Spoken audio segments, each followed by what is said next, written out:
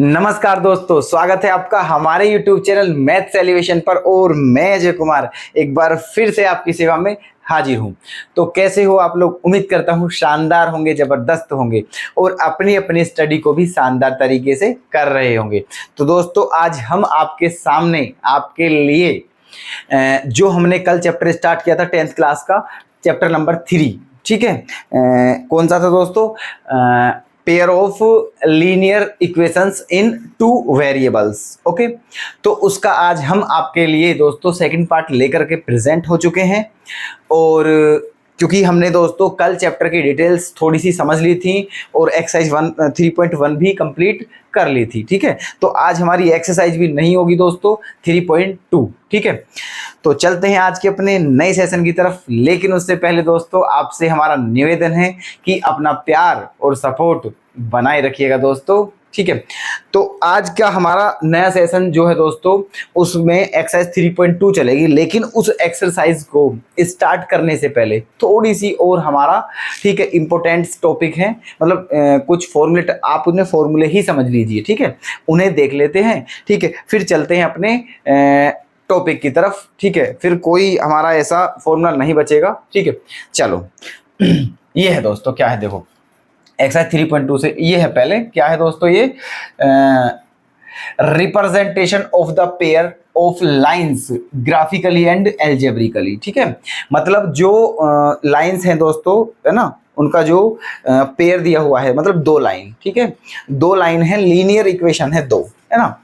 तो उनका रिप्रेजेंटेशन, ठीक है, कैसे कैसे, ग्राफिकली भी और एल्जेब्रिकली भी, है ना। ये समझ लीजिएगा ध्यान से। देखो ये क्या है दोस्तों, यहाँ कंपेयर ऑफ द रेशियो, ठीक है। यहाँ क्या है, जो हमारी मतलब इक्वेशन है, उनके जो मतलब क्या, उनके जो रेशियो है उनका कंपेयर है यहाँ, ठीक है, रेशियो का कंपेयर। या फिर क्या है, उनका ग्राफिकली रिप्रेजेंटेशन है। यहाँ क्या है दोस्तों, एल्जेब्रिकली रिप्रेजेंटेशन है। और यहाँ फिर उनके एग्जाम्पल है, ठीक है। देखो कैसे होंगे आप समझ लीजिएगा, ठीक है।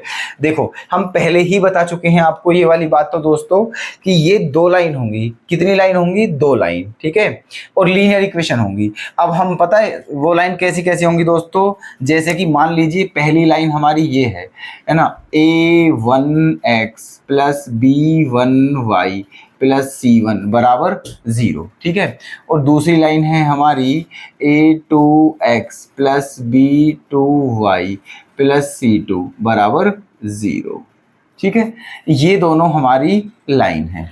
ओके, अच्छा जी। अब क्या करना है फिर, अगर इस टाइप से दो लाइन दे रखी हो दोस्तों, है ना, दो लाइन कैसी भी दी हो, ठीक है। सबसे पहले हम क्या करना है दोस्तों, हमें कि उन लाइनों की कंपेयर इन दोनों लाइनों के साथ करके किसकी वैल्यू फाइंड आउट करेंगे दोस्तों, a1 a2 b1 b2 c1 c2, ठीक है।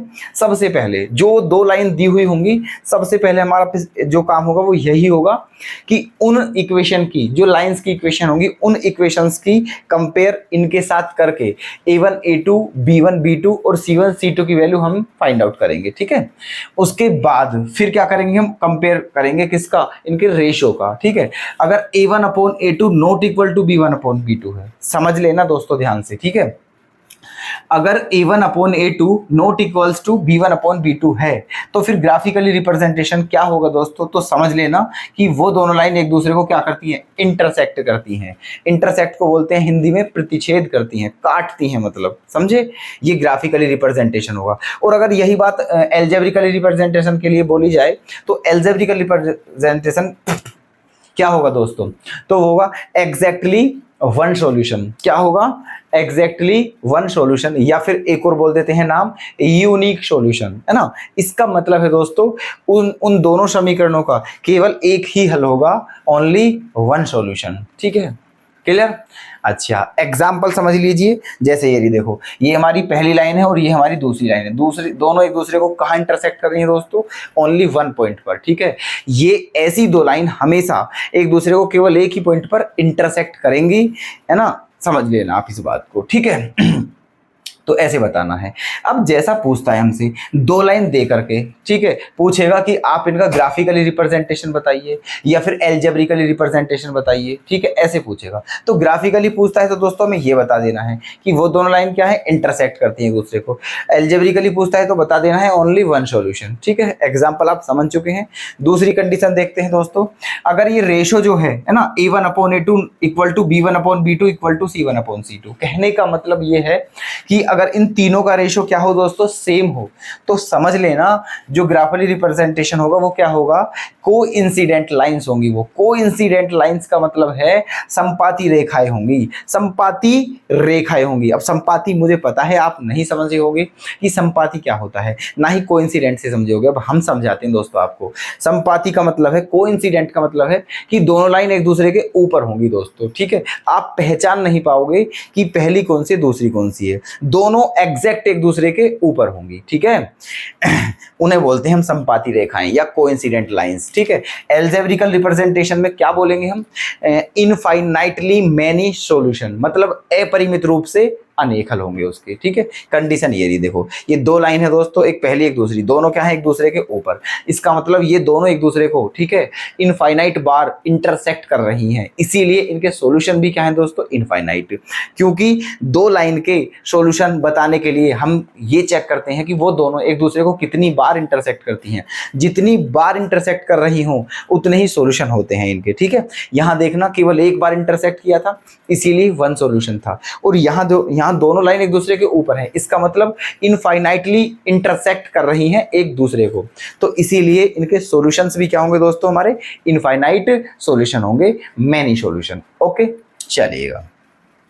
तीसरी कंडीशन क्या है दोस्तों, अगर A1/A2 equal to B1/B2 but not equal to C1/C2 हो, ठीक है, समझे। मतलब A1/A2 B1/B2 के इक्वल तो हो बट C1/C2 के इक्वल ना हो, तो फिर ग्राफिकली रिप्रेजेंटेशन में क्या बोला जाएगा दोस्तों कि पैरेलल लाइंस। इसका मतलब वो दोनों लाइन एक दूसरे के क्या है, पैरेलल हैं, समांतर हैं। और एल्जेब्रिकली में क्या बोलेंगे दोस्तों, नो सॉल्यूशंस, ठीक है, कोई हल नहीं, है ना।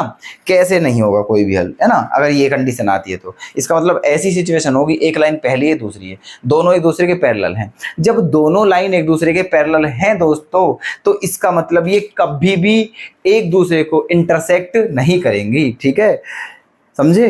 2 पैरेलल लाइंस, ठीक है, are not intersect each other always, ठीक है, समझे। 2 समांतर रेखाएं कभी भी एक दूसरे को इंटरसेक्ट नहीं करती हैं। और क्योंकि मैंने अभी बताया है आपसे कि कोई 2 लाइन हैं, उनके कितने सॉल्यूशन होंगे, ये जो बात है ये डिपेंड करती है दोस्तों कि वो दोनों लाइन एक दूसरे को कितनी बार इंटरसेक्ट कर रही हैं। जितनी बार इंटरसेक्ट करेंगी उनके सॉल्यूशन भी उतने ही होंगे, ठीक है। अब यहाँ आप देख रहे हैं कि ये दोनों लाइन एक दूसरे के पैरेलल हैं, इसका मतलब ये लाइन कभी भी एक दूसरे को इंटरसेक्ट नहीं करेंगी, और जब कभी भी इंटरसेक्ट नहीं करेंगी तो इनका सॉल्यूशन भी नहीं होगा। इसीलिए कंडीशन क्या है दोस्तों, कोई हल नहीं, मतलब नो सॉल्यूशन। और यहाँ क्या है, पैरेलल लाइंस, ठीक है। तो ये 3 कंडीशन थी जिनको आपको याद रखना है दोस्तों, क्योंकि क्वेश्चन एज इट इज पूछा जाता है इनके ऊपर, ठीक है। तो उम्मीद है कि आपके ये समझ में आ भी गई होंगी, ठीक है। और देखो बाकायदा हमने टेबल बनाई हुई है अच्छे से, ठीक है, तो आप इसे नोट कर लीजिएगा, बहुत काम की चीज है, समझे, ठीक है। अब चलते हैं दोस्तों अपने एक्सरसाइज जो है हमारी 3.2 के क्वेश्चंस की तरफ। तो चलते हैं दोस्तों अब अपनी एक्सरसाइज 3.2 की तरफ, ठीक है, और देखते हैं इसके क्वेश्चंस कैसे कैसे करने हैं, ठीक है, चलिएगा। देखो हम आपको सबसे पहले एक बात बताएंगे, क्या कि क्या बताया था दोस्तों, हमने आपको बताया था कि अगर 2 लीनियर इक्वेशंस दी हुई हों तो उन्हें सोल्व कैसे करते हैं, उसके कितने मेथड होते हैं। तो कितने मेथड बताए थे दोस्तों, 4 मेथड बताए थे। क्या क्या, number 1 graphically method, number 2 substitution method, number 3 elimination method, और नंबर 4 क्रॉस मल्टीप्लिकेशन मेथड, ये बताए थे, ठीक है। तो अब समझ लीजिएगा, मैंने और एक बात भी कहा था आपसे, क्या कही थी दोस्तों, एक बात और बोला था कि हर मेथड के ऊपर एक सेपरेट एक्सरसाइज दी हुई है दोस्तों, हर मेथड के ऊपर, ठीक है। हमारे 4 मेथड हैं तो हर मेथड के ऊपर एक एक सेपरेट एक्सरसाइज बुक में दी हुई है, ठीक है। तो ये पहली जो एक्सरसाइज है एक्सरसाइज 3.2, एक्सरसाइज 3.1 में तो कुछ था ही नहीं, उसमें तो केवल हमें बस रिप्रेजेंट करना था इक्वेशन के फॉर्म में, ठीक है, लाके। लेकिन अब यहाँ से स्टार्टिंग होती है हमारी एक्सरसाइज 3.2 से, है ना। यहाँ इस पूरी एक्सरसाइज में जो हमें ये इक्वेशन सोल्व करनी है वो करनी है ग्राफिकली मेथड से, ठीक है। तो आप इस एक्सरसाइज को हम आज ही खत्म करेंगे दोस्तों, और उसके साथ साथ ही हमारा एक मेथड कंप्लीट हो जाएगा ग्राफिकली मेथड, ठीक है। तो देखते रहिएगा ध्यान से, है ना। क्या पहला क्वेश्चन क्या है दोस्तों हमारा, पहले क्वेश्चन का पहला पार्ट, इसमें 2 पार्ट है ना। 10 students of class 10th took part in a mathematics quiz, ठीक है। मतलब 10th क्लास के 10 स्टूडेंट हैं, उन्होंने एक क्विज में भाग लिया, और वो क्विज भी किसकी है दोस्तों, मैथ्स की क्विज है, मैथमेटिक्स, है ना, जो सब्जेक्ट है उसकी क्विज है ना। क्विज जो होती है एक तरीके से, मतलब क्वेश्चन जो पूछे जाते हैं, क्विज प्रतियोगिता एक तरीके से, ठीक है, वो है। फिर क्या कहा है आप, if the number of girls is 4 more than the number of boys, है ना, यदि लड़कियों की संख्या लड़कों की संख्या से 4 अधिक हो तो find the number of boys and girls, ठीक है, who took part in the quiz. तो बॉयज और गर्ल्स की संख्या बतानी है जिन्होंने उस क्विज में भाग लिया है, ये इस क्वेश्चन में पूछा था, ठीक है। चलिएगा, लेकिन 10th क्लास के टोटल स्टूडेंट कितने हैं, 10th, ठीक है। 10वीं कक्षा के 10 ही विद्यार्थी हैं जिन्होंने मैथमेटिक्स की क्विज में भाग लिया है, ठीक है। तो हमें उन 10 में से ये बताना है कि बॉयज कितनी हैं और गर्ल्स कितने हैं, समझे आप, ठीक है। देखना, अब एक काम करते हैं, देखो इसमें, क्योंकि हमें ये तो पता है कि टोटल बॉयज और गर्ल्स कितने हैं, 10 हैं, लेकिन ये नहीं पता है कि बॉयज कितनी है और गर्ल्स कितने हैं। तो मान लेते हैं दोस्तों, ठीक है, सॉल्यूशन लेट, है ना, नंबर ऑफ बॉयज क्या मान लिए दोस्तों हमने, x, okay, and number of girls क्या मान लिया है, y, ओके। मान लिया है कि लड़कों की संख्या कितनी है, x, और लड़कियों की संख्या कितनी है, y। अब दिया क्या है कि वो लड़के और लड़की जो है टोटल कितने हैं, 10 हैं। इसका मतलब ये हुआ दोस्तों, है ना, गिवन दिया क्या है कि लड़कों की संख्या प्लस लड़कियों की संख्या बराबर 10, ओके। इसका मतलब क्या हो जाएगा दोस्तों कि x प्लस वाई जो है वो किसके इक्वल होगा, 10 के इक्वल होगा, ठीक है। अच्छा, सेकंड कंडीशन भी दी हुई है, उसे भी देख लीजिए दोस्तों। क्या दिया हुआ है कि जो कहा है जो लड़कियों की संख्या है वो लड़कों की संख्या से 4 अधिक है, जो लड़कियों की संख्या है ना वो लड़कों की संख्या से कितनी अधिक है दोस्तों, 4 अधिक है। तो लड़कियों की संख्या क्या है, y, लड़कों की संख्या क्या है, x। तो कहने का मतलब ये है दोस्तों कि जो y का वैल्यू है वो x से 4 अधिक है, ठीक है। तो उसे हम कैसे लिखेंगे, y equal to x plus 4, okay. चलिएगा, अब चाहो तो आप x को इधर ला सकते हो, है ना, x को इधर ला सकते हो, तो क्या हो जाएगा y minus x equal to 4, और इसको कौन सी इक्वेशन मान लेंगे, इक्वेशन नंबर 2, ठीक है। अच्छा जी, अब क्या करना है आगे, हमें बताना है लड़के की संख्या कितनी है और लड़कियों की संख्या कितनी है, मतलब x और y की वैल्यू बतानी है। लेकिन ठीक है, किससे बतानी है दोस्तों, ठीक है, हमें ये जो क्वेश्चन करना है ये ग्राफिकली मेथड से करना है, ठीक है। क्वेश्चन में हम भूल गए हैं लिखना, लेकिन ये क्वेश्चन फर्स्ट जो है उससे ऊपर साफ साफ लिखा हुआ है कि ये जो क्वेश्चन है ये ग्राफिकली मेथड से करने हैं, ठीक है। किससे करने हैं, ग्राफिकली मेथड से। तो ये लिखा हुआ है, आपके पास बुक होगी, ऊपर सबसे ऊपर लिखा हुआ है, ठीक है, कि सोल्व द इक्वेशंस, है ना, बाय ग्राफिकली मेथड, ठीक है। तो ग्राफिकली मेथड से यूज करना है, ठीक है। चलिएगा, तो अब हमारी 2 इक्वेशन बन चुकी हैं, एक ये और एक ये, दोनों लीनियर इक्वेशंस हैं और दोनों में क्या है, 2 वेरिएबल्स हैं, ओके। अब इन दोनों को हमें सोल्व करना है, कौन से मेथड से दोस्तों, ग्राफिकली मेथड से, और तभी हमें वहीं से सोल्व करके किस किस की वैल्यू बतानी है, x की और y की। x क्या है, नंबर ऑफ बॉयज, और y क्या है, नंबर ऑफ गर्ल्स। क्लियर है, देखिएगा बहुत ही प्यार से कैसे कैसे हमें ये क्वेश्चन करना है। तो हमें सबसे पहले इस क्वेश्चन में दोस्तों ग्राफ ड्रॉ करना है। क्या करना है दोस्तों? हमें ग्राफ ड्रॉ करना है। देखो इधर कर लेते हैं ग्राफ ड्रॉ, ठीक है। यहाँ कर लेते हैं दोस्तों ग्राफ ड्रॉ, ठीक, ऐसे, समझे? ठीक है, चलिएगा अब देखो ये आप जानते हो कि ये जो होता है हमारा एक्स एक्सिस होता है और ये क्या होता है? Y axis. अब पहले सबसे पहले फर्स्ट इक्वेशन देखते हैं। फर्स्ट इक्वेशन क्या है दोस्तों हमारी? X plus y equal to 10। तो यहाँ देखना पॉइंट निकालते हैं फ्रॉम फर्स्ट, ठीक है, क्योंकि इस ग्राफ पे सबसे पहले इन दोनों लाइनों को हम ड्रॉ करेंगे, दोनों लाइनों को खींचेंगे, ठीक है, और फिर देखेंगे ये दोनों लाइन एक दूसरे को कहाँ इंटरसेक्ट कर रही हैं, और जहाँ इंटरसेक्ट करेंगी वही हमारे क्या हो जाएंगे? कोऑर्डिनेट, और वही कोऑर्डिनेट क्या हो जाएंगे? हमारे आंसर। ओके, तो देखना फ्रॉम फर्स्ट। तो पहले क्या निकालते हैं इन्हें? आप जानते हो कि कोई भी लाइन को अगर ग्राफ पर ड्रॉ करना हो, ठीक है, कोई भी लाइन को अगर ग्राफ पर ड्रॉ करना हो तो सबसे पहले उसके क्या निकालते हैं? पॉइंट। तो फर्स्ट इक्वेशन से पहले इसके निकालते हैं पॉइंट, ठीक है। देखो क्या करना है पॉइंट निकालने में x plus y equal to क्या दिया हुआ है? 10। क्या दिया हुआ है दोस्तों? X plus y equal to 10 ये दिया हुआ है। अब इसमें हमें इफ अगर यहाँ दोस्तों हम x की वैल्यू 0 रख दें, है ना, तो y की वैल्यू क्या आ जाएगी? 10, है ना। अगर x की वैल्यू 0 रख दें तो y की वैल्यू क्या आ जाएगी? 10, है ना। तो इस हिसाब से जो हमारे पॉइंट हो जाएंगे दोस्तों वो क्या हो जाएगा? 0,10, 0,10। तो एक पॉइंट हमारा क्या हो चुका है? 0,10। अब इसी प्रकार इफ y इक्वल टू 0, अगर y की वैल्यू 0 हो तो x की वैल्यू भी क्या आ जाएगी दोस्तों? 10 आ जाएगी, है ना। तो इसलिए हमारे पॉइंट दूसरे वाले जो पॉइंट हैं वो हमारे क्या आ जाएंगे?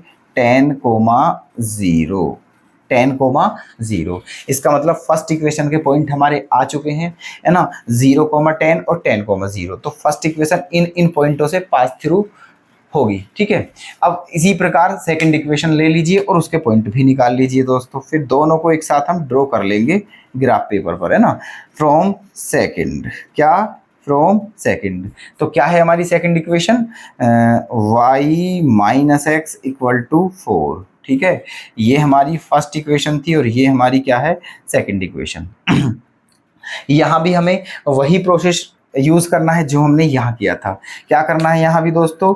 एक बार इफ, है ना, x इक्वल टू 0, है ना, इफ x इक्वल टू 0, अगर यहाँ x की वैल्यू 0 रख दें तो y की वैल्यू क्या आ जाएगी? हमारी 4, और हमारे पॉइंट क्या हो जाएंगे दोस्तों? हमारे पॉइंट हो जाएंगे 0,4, ठीक है। दूसरी बात, अगर यहाँ हम y की वैल्यू 0 रखें, ठीक है, किसकी वैल्यू 0? y की वैल्यू 0, तो x की वैल्यू क्या आ जाएगी दोस्तों? -4, ठीक है। x की वैल्यू क्या आ जाएगी? -4। तो हमारे पॉइंट क्या आ जाएंगे दोस्तों? हमारे पॉइंट आ जाएंगे -4,0, ओके। ये हमारे सेकंड इक्वेशन के पॉइंट आ चुके हैं, ये हमारी फर्स्ट इक्वेशन के पॉइंट आ चुके हैं। अब लाइन को ड्रॉ करना है, कैसे करते हैं, ठीक है। अब यहाँ देखना हमारी x की सबसे बड़ी वैल्यू क्या है दोस्तों? 10, और y की भी सबसे बड़ी वैल्यू क्या है? 10। तो इसलिए पॉइंट, है ना, मान लीजिए ना 10, देखते हैं। देखो मान लिया यहाँ क्या है हमारा? 1 2 3 4 5 6 7 8 9 10, है ना। एक पॉइंट तो हमारा ये हो गया है, और ऐसे ही प्रकार दोस्तों यहाँ 1, है ना, 1 2 3 4 5 6 7 8 9 10, है ना। ये एक पॉइंट हो गया है हमारा ये, और एक पॉइंट हो गया है ये। अब इन दोनों को दोस्तों मिला दीजिए, इन दोनों को मिला दीजिए। ये हमारी कौन सी लाइन हो गई है दोस्तों? लाइन फर्स्ट, ठीक है। कौन सी लाइन हो गई है? फर्स्ट लाइन, ठीक है। ये फर्स्ट लाइन है हमारी, है ना। चलो अभी कौन सी लाइन और ड्रॉ करनी है दोस्तों? अभी सेकंड लाइन हमें और ड्रॉ करनी है ना। सेकंड लाइन के पॉइंट क्या क्या है हमारे? 0,4, 0,4 यहाँ वाई एक्सिस पे आएंगे, 1 2 3 4 यहाँ 0,4। और दूसरा पॉइंट क्या है? -4,0, -4,0 1 2 3 4, ठीक है। -4 यहाँ आएगा दोस्तों, -4,0, तो यहाँ से ये लाइन हमारी ऐसे खिंच जाएगी दोस्तों, ठीक है, ऐसे। ओके, और कहाँ इंटरसेक्ट करेंगे ये दोनों एक दूसरे को? यहाँ पर, है ना। ऐसे खिंच गई है। तो ये लाइन कौन सी है हमारी दोस्तों? लाइन सेकंड है। कौन सी लाइन है हमारी? ये सेकंड लाइन। और ये कौन सी थी हमारी दोस्तों? First line. क्लियर है? यहाँ तक कोई डाउट तो नहीं है किसी भी स्टूडेंट को? प्लीज अगर हो तो हमें बताइएगा। ठीक है, ये बाकायदा हमने क्या करा, नंबर ऑफ बॉयज x मान लिया, नंबर ऑफ गर्ल्स y मान लिया, x और y के रूप में दो इक्वेशन बना ली हैं, लीनियर इक्वेशन है जो दोनों वेरिएबल के रूप में है, ठीक है। फिर उन दोनों को लिख करके फिर वहां से हमने पॉइंट निकाले हैं और फिर उन पॉइंटों की हेल्प से हमने दोनों लाइनों को ग्राफ पर ड्रॉ कर दिया है, खींच दिया है ना। अब ये दोनों लाइन आपको भी दिख रहा होगा, हमें तो दिख ही रहा है कि ये दोनों लाइन एक दूसरे को कहाँ इंटरसेक्ट कर रही हैं दोस्तों? यहाँ इंटरसेक्ट कर रही हैं, ठीक है। इस पॉइंट को हम क्या मान लेते हैं? इस पॉइंट को मान लिया है P, ठीक है। दोनों लाइन यहाँ एक दूसरे को इंटरसेक्ट कर रहे हैं। तो अब ये देखना कि ये P पॉइंट जो है इसके कोऑर्डिनेट क्या हैं, क्योंकि जो इसके कोऑर्डिनेट होंगे वही हमारे क्या होंगे दोस्तों? आंसर हो जाएंगे, ठीक है। अब कैसे देखना है? देखो, सबसे पहले P को नीचे की तरफ खींचते मिलाते हैं, देखो ऐसे करके, यहाँ ऐसे, है ना। और फिर इसे यहाँ मिलाते हैं ऐसे करके, ये है ना, यहाँ से, ठीक है। अब देखना है 1 2 3, मतलब यहाँ ये कितना है? 3। ये कितना है? 1 2 3 4 5 6 7, ये 7 है हमारा, ठीक है। तो इसका मतलब P के कोऑर्डिनेट क्या होंगे दोस्तों? 3,7। ओके, P के कोऑर्डिनेट क्या हो चुके हैं हमारे? 3,7। और आप जानते हो कि ये जो कोऑर्डिनेट होते हैं, ठीक है, ये सबसे पहला वाला जो कोऑर्डिनेट होता है ये किसकी वैल्यू होती है हमारी? एक्स एक्सिस की, ठीक है, जिसे हम भुज बोलते हैं हिंदी में और इंग्लिश में बोलते हैं एब्सिसा, है ना। और जो दूसरा वाला पॉइंट होता है ना, उसको हम क्या बोलते हैं दोस्तों? वो किसकी वैल्यू होती है? वो वाई की वैल्यू होती है, जिसे हम हिंदी में क्या बोलते हैं? कोटि, और इंग्लिश में क्या बोलते हैं? ऑर्डिनेट। तो अब आप ही बताइए हमें, ठीक है, कि हमारी यहाँ से, ठीक है, इन पॉइंटों से x की वैल्यू क्या आ चुकी है दोस्तों? 3, है ना। एंड और y की वैल्यू क्या आ चुकी है हमारी? 7, ठीक है।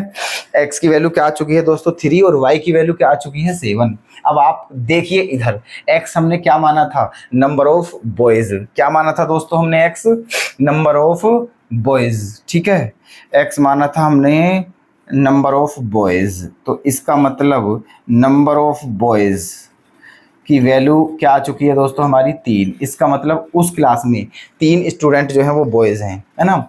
और y क्या माना था दोस्तों हमने? Number of girls.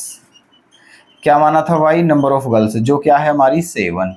इसका मतलब उस कक्षा में टोटल 10 स्टूडेंट थे जिन्होंने मैथमेटिक्स क्विज में भाग लिया था, तो उनमें से 3 तो दोस्तों क्या थे? बॉयज थे, और 7 क्या थी? गर्ल्स थी, ठीक है। अब हमें बताइए, इस क्वेश्चन में यही पूछा था कि बताइए इसमें जो जिन स्टूडेंटों ने क्विज में भाग मतलब पार्ट लिया है ना, पार्टिसिपेट किया है, उनमें बॉयज़ कितने हैं और गर्ल्स कितने हैं। तो आपके सामने आपका आंसर है और पूरा तरीका, पूरा सिस्टम कैसे कैसे निकाला है दोस्तों। उम्मीद करता हूँ आपके बहुत अच्छे से समझ आ गया होगा, और अगर नहीं आया है या कोई डाउट हो तो प्लीज़ कमेंट में बताएं, हम और ऐसे क्वेश्चंस करवा करके आपके इस डाउट को और अच्छे से क्लियर कर सकें। तो ठीक है दोस्तों, ठीक है, अब चलते हैं अपने नेक्स्ट क्वेश्चन की तरफ। देखिएगा दोस्तों, नेक्स्ट क्वेश्चन आपके सामने लिखा हुआ है, तो पढ़िएगा और बताइएगा हमें कैसे करना है इस क्वेश्चन को, ठीक है। देखना क्या है question number 2। On comparing the ratio A1/A2, B1/B2, C1/C2, find out whether the lines representing the following pairs of linear equations intersecting at a point, parallel और कोइंसिडेंट, है ना। इसका मतलब क्वेश्चन में ये पूछा हुआ है दोस्तों कि नीचे लिखी हुई जो लाइन है, लाइनों का पेयर है, ठीक है, इनमें हमें क्या करना है, इनका रेशो की कंपेयर करनी है, ठीक है, A1/A2, B1/B2, C1/C2, in ratio की कंपेयर करनी है और फिर बताना है कि क्या ये दोनों जो पेयर हैं, ये जो लाइंस है हमारी, ये किसी एक पॉइंट पर इंटरसेक्ट करती हैं, पैरेलल है या फिर कोइंसिडेंट है, ठीक है। चलिएगा यहाँ आ जाइए पहले फर्स्ट पार्ट पर। इस क्वेश्चन के 3 पार्ट हैं, हमने तीनों ही ले लिए हैं दोस्तों, ताकि आपके कंसेप्ट को बिल्कुल मान सके, ठीक है। देखना, इस इक्वेशन की कंपेयर किसके साथ करनी है दोस्तों, A1x है ना प्लस B1y है ना, ये A1x plus B1y plus C1 बराबर 0, और इसकी compare A2x plus B2y plus C2 बराबर 0, ठीक है, कंपेयर करनी दोनों। तो यहाँ जब इससे कंपेयर करेंगे, देखना A1 की वैल्यू क्या है दोस्तों 5 है ना, तो A1 की वैल्यू क्या है हमारी 5, और यहाँ A2 की वैल्यू कितनी है 7, तो इसका मतलब A1/A2 हमारा क्या आ गया है दोस्तों 5/7। चलिएगा कोई दिक्कत नहीं, ठीक है। अब देखते हैं B1/B2 की वैल्यू, यहाँ से B1 की वैल्यू कितनी है दोस्तों -4, और यहाँ से B2 की वैल्यू कितनी है 6, ठीक है, क्या आ जाएगा 2/3, और वो भी किस चीज़ का दोस्तों, माइनस का, है ना, ये आ गया। अब हमें आगे जाने की ज़रूरत तो है ही नहीं दोस्तों, जब हमें यहीं से पता चल रहा है कि जो A1/A2 है वो नॉट इक्वल टू B1/B2 है, ठीक है। और ये जो सिचुएशन होती है ये कब होती है दोस्तों, जब दो लाइन एक दूसरे को एक पॉइंट पर इंटरसेक्ट करती हूँ, ठीक है, एक पॉइंट पर इंटरसेक्ट करती हूँ, तो इसका जो है क्या होगा दोस्तों, इंटरसेक्टिंग एट अ पॉइंट, ठीक है, इंटरसेक्ट एट अ पॉइंट, इसका ग्राफिकली ये दोस्तों क्वेश्चंस में पता है क्या पूछा है, ग्राफिकली रिप्रेजेंटेशन पूछा है, क्योंकि ग्राफिकली रिप्रेजेंटेशन ही होते हैं, ठीक है। तो ये दोनों लाइन एक दूसरे को एक पॉइंट पर इंटरसेक्ट करेंगे, इसका ग्राफिकली रिप्रेजेंटेशन ये है। इसमें आपको कोई डाउट है ही नहीं, क्योंकि इससे सिंपल और हो भी क्या सकता है दोस्तों, ठीक है। देखिएगा सेकेंड पार्ट, सेकेंड पार्ट में देखिएगा, यहाँ ये A1x plus B1y plus C1 equal to 0, यहाँ A2x plus B2y plus C2 equal to 0, okay. यहाँ देखिए A1/A2 की वैल्यू क्या है 9/18, मतलब 1/2, ठीक है। B1/B2 की वैल्यू क्या है दोस्तों 3/6, ये भी क्या आ जाएगी हमारी 1/2। फिर C1/C2 की वैल्यू क्या आ जाएगी 12/24, ये भी क्या आ जाएगी दोस्तों 1/2। अब यहाँ से क्या पता चल रहा है हमें कि जो A1/A2 है वो बराबर है B1/B2 के, बराबर है C1/C2 के। यहाँ से तो ये वाली सिचुएशन बन रही है, और आप जानते हैं भली भांति, बहुत ही अच्छे तरीके से जानते हैं कि ये सिचुएशन कब होती है दोस्तों, जब दोनों लाइन, ठीक है, क्या होती हैं, कोइंसिडेंट होती हैं, ठीक है, एक दूसरे के ऊपर होती हैं, मैनी सॉल्यूशन होते हैं, ठीक है। तो यहाँ क्या होगा coincident line, coincident lines, okay. कितने इजी क्वेश्चन है, देखो बहुत ही मज़ा आ रहा है इन क्वेश्चंस को करने में, और उम्मीद करता हूँ आपको भी मज़ा आ रहा होगा इन्हें देखने में और समझने में, ठीक है। थर्ड पार्ट पर आते हैं दोस्तों, क्या है ये A1x प्लस, है ना, A1x plus B1y plus C1 equal to 0, और ये क्या है A2x plus B2y plus C2 equal to 0, ठीक है। अच्छा अब यहाँ देखना दोस्तों A1/A2 की वैल्यू क्या है हमारी, है ना 6/2, है ना, मतलब क्या है दोस्तों 3 है, ओके। B1/B2 की वैल्यू क्या है हमारी -3/-1, तो ये भी क्या आ जाएगी 3, बट C1/C2 की वैल्यू क्या है दोस्तों 10/9, ओके। तो यहाँ से क्या कंडीशन पैदा हुई दोस्तों, A1/A2 equal to B1/B2 not equal to C1/C2, okay, ये यहाँ से कंडीशन हमारी बन चुकी है। कहने का मतलब जो A1/A2 है वो B1/B2 के इक्वल तो हैं, बट C1/C2 के इक्वल नहीं है। अब आप हमें फटाफट जल्दी से बताइए कि ये कंडीशन कब होती है दोस्तों, जब दोनों लाइन क्या होती हैं, पैरेलल। ठीक है, तो क्या होती हैं दोस्तों जब दोनों लाइन पैरेलल, तो यहाँ लिख देंगे पैरेलल लाइंस। ठीक है, यहाँ ये कंडीशन बन जाएगी। कहने का मतलब इस क्वेश्चन के 3 पार्ट थे और तीनों पार्टों में तीनों अलग अलग कंडीशन बनी हुई हैं। ठीक है, तो ऐसे करने थे दोस्तों हमें ये क्वेश्चन। तो उम्मीद करता हूँ आप इन्हें बहुत ही अच्छे से समझ चुके होंगे। ठीक है, अब इस एक्सरसाइज में दोस्तों जो हमने आज स्टार्ट की थी 3.2, इसमें बस और कुछ भी नहीं था, हमें कंसेप्चुअल चलना है दोस्तों, कंसेप्ट वाइज खत्म करने हैं एक्सरसाइज चैप्टर्स वगैरह। ठीक है, क्वेश्चन के अकॉर्डिंग नहीं चलेंगे हम। और इस एक्सरसाइज में दोस्तों बस यही कंसेप्ट था। ठीक है, एक तो इसमें ये टाइप था, एक्सरसाइज में हमें ये बताना था कि दोस्तों क्वेश्चन को कैसे हम सेट करते हैं इक्वेशन की फॉर्म में और फिर उसे ग्राफिकली मेथड से कैसे सोल्व करते हैं। एक तो इस एक्सरसाइज में ये पॉइंट हमें बताना था, जो हमने आपको बता दिया है क्वेश्चन नंबर फर्स्ट का फर्स्ट पार्ट लेकर के, है ना, कि कैसे दोनों इक्वेशन बनाई थी हमने लैंग्वेज पढ़ के और फिर उन दोनों को कैसे ग्राफिकली मेथड से हमने सोल्व किया। ठीक है, और दूसरी कंडीशन में बस यही बतानी थी, ठीक है, कि मैनी सॉल्यूशन, वन सॉल्यूशन और कोइंसिडेंट्स जो सिस्टम है ये हमें कैसे कैसे चेक करना होता है। ठीक है, इस एक्सरसाइज में बस यही 2 पॉइंट थे और ये दोनों हमने आपको बहुत अच्छे से क्लियर कर दिए हैं दोस्तों।